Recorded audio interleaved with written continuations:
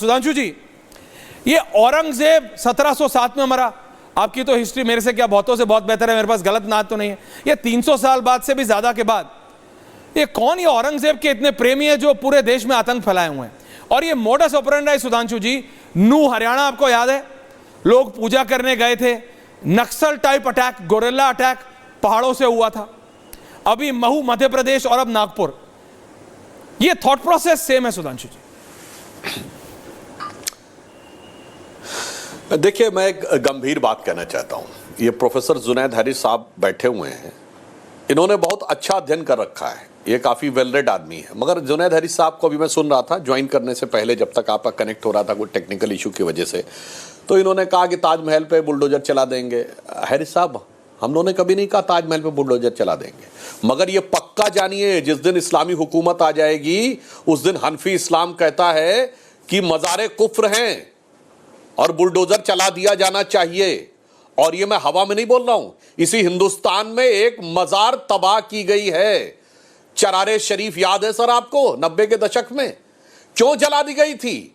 उस कश्मीर में जिसको सूफीज्म का सबसे बड़ा सेंटर माना जाता था, क्योंकि एक पर्टिकुलर सेक्ट ऑफ इस्लाम के हिसाब से वो मजार का एग्जिस्टेंस एंटी इस्लामिक है।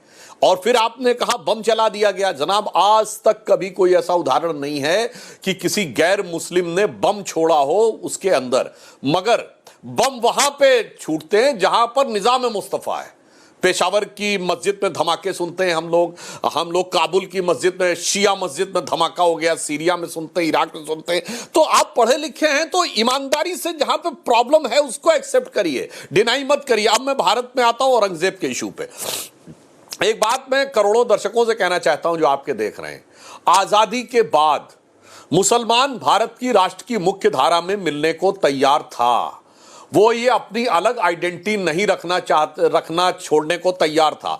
जो सरदार पटेल ने 3 जनवरी 1948 को कलकत्ता में अपने भाषण में कहा कि भारत के ज्यादातर मुसलमानों ने पाकिस्तान बनने के लिए वोट दिया है, जो बिल्कुल सच था, ये सरदार पटेल ने बोला है।